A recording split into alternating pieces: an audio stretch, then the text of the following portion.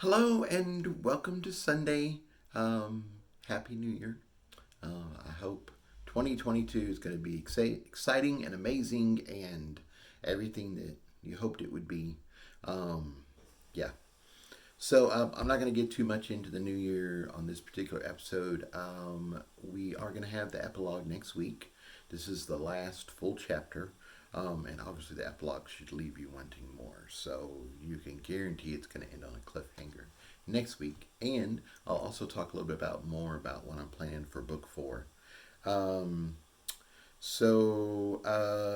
I've had quite a bit of feedback.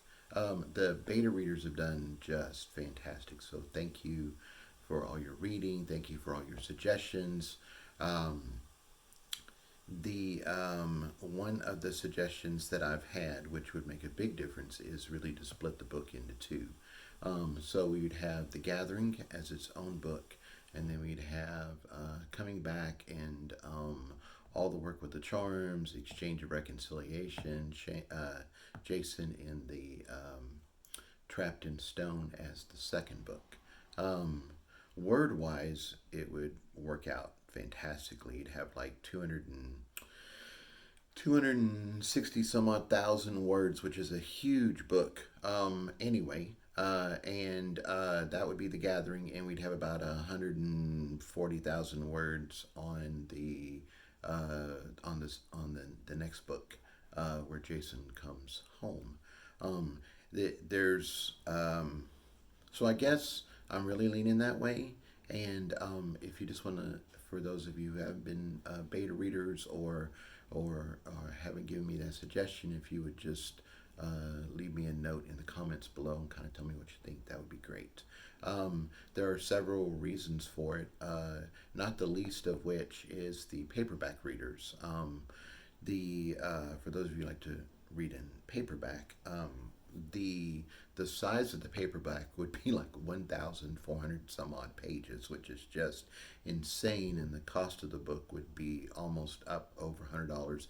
That would be what Amazon would force me to do. Not, I'm not even marking it up. It's just that's what it would be.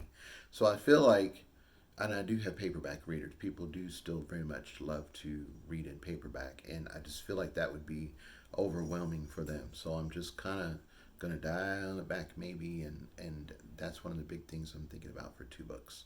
Um, okay, so anyway, um, so last week we had Jason got out of the ground, got his final battle, got carried home. The house welcomed him, and so now we're up to chapter 51, Monster Mash. The next 4 weeks were the best of times and the worst of times. They were the best because I was finally able to relax and spend lots of wonderful time with my friends. They were the worst because the acid had really done some damage. When we got back to the house, Sandy and John cleaned me up, then wrapped me in bandages from head to toe. I was in such bad shape, Annabeth and Tyler had to leave. They couldn't stand to look at me. I think Sandy wanted to leave too, but somebody had to levitate me while John wrapped me up. For a huge, rocky guy, he had a surprisingly light touch. Annabeth told me later she was pretty sure she'd seen a lung through my ribs in the back. She'd changed dirty diapers, kissed scrapes and bruises, but even for a grandmother, that was just too much. I was badly burned all over, but my back and feet were the worst. My back was in such horrible shape because that's where I'd had the sucker wounds. Red had saved what he could, but he'd prioritized my bones and organs. My skin and lots of muscle had melted away. As for my feet, they'd been the furthest away from Bermuda when I'd crawled, so they'd been subjected to the corrosion the longest. John said I had chicken feet, all bone and little gristle. For some reason, none of my injuries bothered him at all. I guess he'd gotten used to bad injuries over his long lifetime. Once I was bandaged head to toe, John started the mummy jokes right away. What kind of musics do mummies like the most? Rap music. What kind of underwear do mummies wear? Fruit of the tomb. Sandy rolled her eyes and smacked him, but I knew it was just his way of showing he cared. Needless to say, with all these injuries, Anna Lickett came out to play. She tried to prank me, but there wasn't much she could do. I spent most of my time resting. I could barely move, and I had to be carried everywhere because of my feet. Tyler might have left at first because he was grossed out, but the rest of the time he was the perfect caregiver. He made sure I was comfortable and entertained as much as possible. We watched lots of shows, played tons of Sudoku, and read several books. It was so nice to just relax and enjoy his company for a while. Life with the gathering, rotten mages, and training had been so hectic and full. It was so nice to just do the quiet, leisurely activities that restored my soul. For the first several days, I couldn't move my arms or hold a spoon, so Tyler and Annabeth took turns feeding me. T and his Grove were on the ball, of course, and worked hard to bring me back to full health.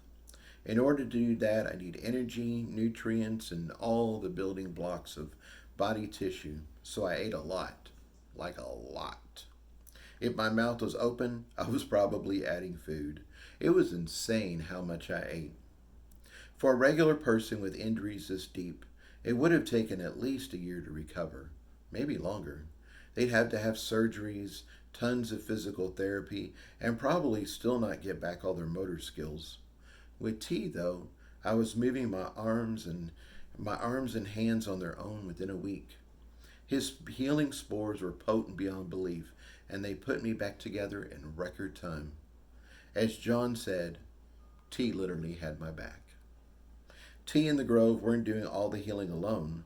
This time they had a bit of help from my spark. T told me it now seemed like I had an affinity for healing. It was like my body was anxious to repair itself, and T's healing spores were doing even more than he'd anticipated. When I popped into my throne room, all the subtle healing runes woven into the design of the place were glowing. I checked out my spark as I was very concerned about contamination, and sure enough, there were black spots on it. They hadn't gotten into the spark, so they were easy to pick off, but I still freaked out a bit. My spark was pure, and I wanted it to stay that way. While I carefully cleaned it off, I told the story of the big battle and just how much contamination had been in the room. It seemed to enjoy the story and did a little twirl when I removed the last of the spots.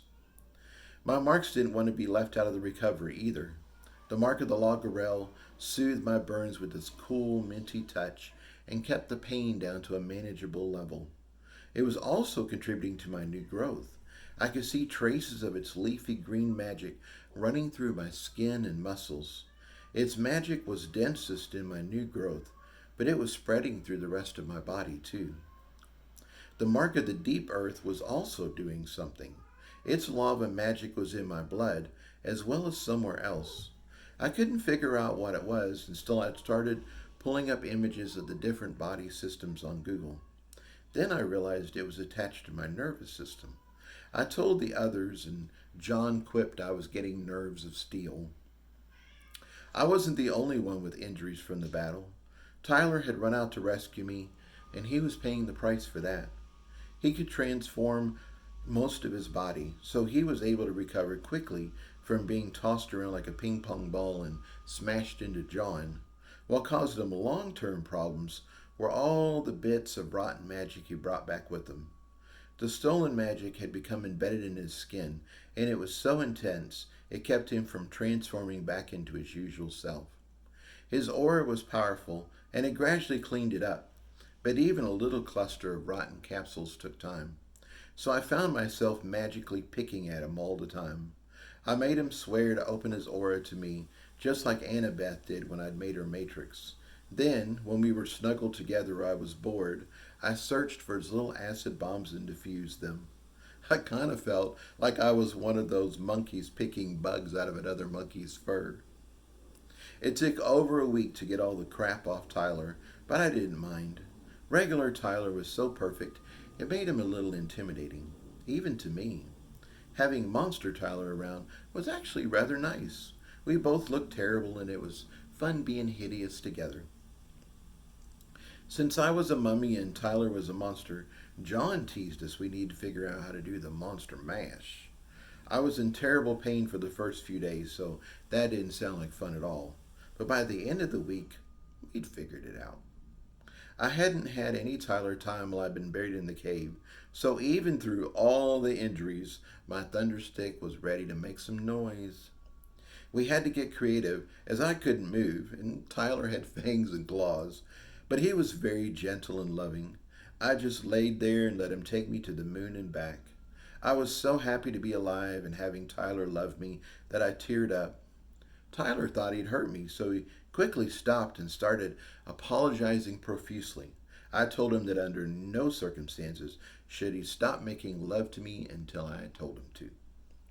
My thunder stick shot lots of lightning and rained enough to fill a small pond, and finally turned into soft white clouds. It was heavenly. Tyler and I weren't the only monsters in the house. John was stuck in his golem form, too. Apparently, being frozen and blasted into thousands of small bits can be quite painful. His troll side was having trouble letting go, so the whole transformation was a gradual process. As his magic shrank, he left little bits of rock everywhere, and it became very easy to see when Golem John had been around. He called me Mummy and Tyler Monster, so we called him Pebbles. We did lots of teasing of our own. What kind of music does John like? Hard rock. How did John find his way back from the gingerbread house? Because he left a trail of pebbles behind him. Why was Sandy sad? Because she hit his rock bottom. The best was one that Tyler came up with. Since John was still in his rock form, he couldn't properly celebrate his victory with Sandy. So Tyler noted he needed to get his rocks off so he could get his rocks off. We were drinking John's ale at the time, and it seemed way funnier than I'm sure it was. Tyler laughed so hard he fell over. I laughed just as hard, but nothing happened because I couldn't move yet. Sandy was fine physically, but mentally she was having PTSD over being in the sucker circle again. That was a real nightmare for her. Taking care of us helped keep her out of her head, though, so that was a nice silver lining. Annabeth was just fine. She was as happy and cheerful as ever, and she totally enjoyed mothering us. She made most of my food for the first week, as Tyler's claws kept getting in the way. She really got into preparing all kinds of sandwiches, and I got to try out lots of different breads, meats, and cheeses. I was so grateful for my new kitchen, as it remained stocked with everything I wanted and needed to get healthy again. During week 2, John shed his rocky exterior, and he and Sandy finally got to have a proper celebration. Afterwards, Sandy looked much calmer, and she told me that now John was back to normal, she could finally start putting the battle behind her. Tyler shifted back to his usual handsome self, and the house immediately sent him away. At first, I was upset, but then I realized that Tyler probably needed to do his incubus thing and get his power back. He was only gone for a day, so it wasn't too bad. At the end of week 2, Ken's school had a memorial service for all their fallen mages. We rented a van and a wheelchair, and Ann and Beth drove Tyler and me up to Cincinnati so we could attend. Sandy and John stayed back at the house for defense. During the trip, I finally heard what had happened the night I'd chased Carl. My analytical side was right. Tyler hadn't seen Carl, so he had no idea where I'd gone or why. Instead, taking care of that many rabid mages without hurting them too badly had been a much bigger task than I'd anticipated. The mages kept waking up and attacking again and again. John started tying them up while Tyler kept knocking them out. They contacted the main school in Cincinnati, and they drove down, picked up their fellow mages, and drove home again. It had taken a full day to get it all sorted out. The mages were still rabid, so they'd had to buy everything they could from an S&M store to keep the mages locked down in a safe way. After that, they had searched all of Louisville to find me, but my little flasher had run out of juice at that point. They checked the warehouse, but it had looked abandoned, so they just moved on. Everyone was worried, though, and as the days went by, their concern went through the roof. The house told Sandy I was still alive, but other than that, they had no idea what had happened or where I'd gone. Some of that fear and concern was still there, so Tyler told me never to run off like that again. His eyes welled up with tears, and for a while he couldn't talk. Annabeth took over at that point and scolded the crap out of me. She went full granny on my ass and told me I'd been irresponsible, selfish, and just plain stupid. And I was never to do that again. I was an adult now with adult responsibilities. Only children run off and get lost. I was part of the house and part of the team. I needed to act like it. When they were done, I felt like a total heel. I told both of them just how sorry I was and that I had certainly learned my lesson. Going solo like that would never happen again. At the memorial service, Annabeth and I were asked to speak. Annabeth talked about the exchange of reconciliation, and I talked as best as I could about what had happened in the cave. Most of the remaining students were mad and upset with how everything had turned out. They couldn't be mad at us, though, as I was wrapped in bandages and sitting in a wheelchair, so it was very obvious it wasn't all rainbows and sunshine for us either. I was exhausted and hurting when I got home, but at least I'd said what I could about all the students that had died. Ken had been there, but he hadn't said much. He looked haunted, and it was probably going to take a lot longer than 2 weeks for him to recover. During the third week, I started feeling a lot better. I also started feeling restless. I'd been in my space too much, so I had a few dates with my fellow housemates. I went to Annabeth's Tuscan-themed apartment and sat on the pillows in her courtyard. The sun felt wonderful as we talked about her Etsy shop and happy charms she sold. Sandy and I went on a date to her workshop. She'd been in touch with Mop Top at the Tin Charm, and she was sending over a few healing charms for him to sell. He could only sell a few at a time, as he didn't want to draw the attention of the collections again. Still, it could turn into a nice little side hustle. John's date, of course, involved lots of drinking and making a charm for Annabeth. Now I had the mark of the deep earth. I could follow along with what he was doing. I couldn't do it myself yet, but I got excited that one day I could manipulate silver just as easily as I did glass. This time he made a ladybug out of a flawed ruby and black zirconium. Once again his attention to detail was impressive, and the final product was just marvelous. The ruby sparkled in the light, and it looked like a little creature from the land of fairies. Eggy Bermuda followed me around on my dates. Eggy sported colorful flowers or special grasses that went with the setting. Bermuda played or napped however he wanted. That was only a problem in Sandy's workshop, as Snowy and Biscuit joined Bermuda in racing over the work tables. Sandy's projects went flying, and she was not a happy camper. We both hollered at them, but that didn't do any good, so Sandy distracted them with cat treats. That worked much better. After their goodies, they decided it was nap time, so they all curled up together in a cute cuddle puddle. Mr. Tubbles hobbled in and joined them, and the cuteness factor just went through the roof. We couldn't stay mad at them, of course, and all the fur babies got kisses and more treats at the end of our date. I had a date with Tyler, too, and he took me to the park. This wasn't our official date, but it was still very nice. We had to go early in the a.m. as I was still wrapped up like a roll of toilet paper. Being out in nature was so relaxing, and I felt it healing my soul. The stars overhead twinkled and smiled. The rocks on our path sang their songs and welcomed me into their world. The trees were especially lovely, and they touched me and asked for my help. The mark of the loggerel flared to life, and it gave me the power to both prune and encourage growth. When Seafull had first given me the mark, I'd been nervous about using it someday on a real-life plant. How would I know what a tree needed? What if I did something wrong and destroyed a forest? Now I realized it was simple. I just needed to listen to the tree. I couldn't go wrong, as they would tell me what they needed. I didn't touch every tree in the park that night, but I made a start. Tyler carried me around, and I included him on everything I was thinking and feeling. He could feel the rocks for himself, of course, but not as well as I could. I just told him that being buried in stone had increased my sensitivity to all things hard.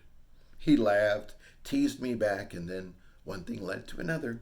We made love in the grass and howled our passion at the stars. Tyler was still being very careful, but for the first time, I started to feel like my old self. I also got my granny network going again. I couldn't go there myself yet, so I used my surfers to scout out where the warehouse used to be and check out where all the rotten magic had gone. Most of it had stayed underground, sinking into the rock and traveling through the cave system. The containment field was gone, so the magic was free to go wherever it wanted. Whatever had anchored the field was probably destroyed when Sandy and John had melted the place. Their fire had cleaned the rotten magic a bit, so it wasn't as bad as when we'd first fought. It still wasn't something that belonged near business, though, and I gave the head granny over 1,000 godmothers to contain and clean the magic that escaped above ground. I intended to clean the caves too, but that was going to be a long-term project. I brought back Octa and her Tangle to give the magic to House and Eggy again.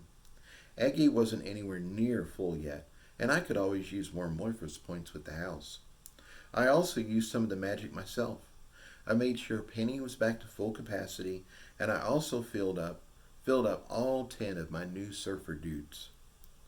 The bandages were removed in week 4. I had new muscles, new skin, and more energy than I knew what to do with. I started out doing simple things like walking and push-ups, but soon I was doing a lot more than that. I had to be careful as my new skin was still fragile. I'd had my fill of watching shows and reading, though. Now I wanted to move, and move I did. I went to our beach gym and ran for miles along the coast. I did some punching and blocking, but I had to be careful not to re injure myself. So instead of power, I focused on speed and technique. At the end of the 4th week, I finally decided I was healed enough and went all out. Red and the Hex Network were back, and I stepped into the arena for real. The first few matches didn't go so well, but I quickly got the hang of it again, and soon my level went back up. I finished the day at arena level 33. That was slightly higher than 31, which had been my pre-gathering level, but still well shy of Annabeth's 66. That was okay. Now I could train again. I'd catch up quickly. For now, I needed to get back to the house and clean up for supper. Sandy was having a victory celebration tonight. She'd been holding off until I was fully recovered, but tonight she was going all out. I wasn't sure what we were having, but knowing Sandy, it was going to be plentiful and delicious. Before I left, though, I paused on the beach and spent a moment being grateful. I was back home. All of my friends were safe and home as well. I was healthy and training again. I wasn't sure what the future was going to bring, but for right now, in this moment, life was good. And that's the end of the book. So next week we will have the epilogue, and we'll talk a little bit about book 4. So I hope you guys have a wonderful start of your week. For me, this will be the first full week at work in a while, so it's going to feel like a long week. But anyway, all right, take care and see you soon.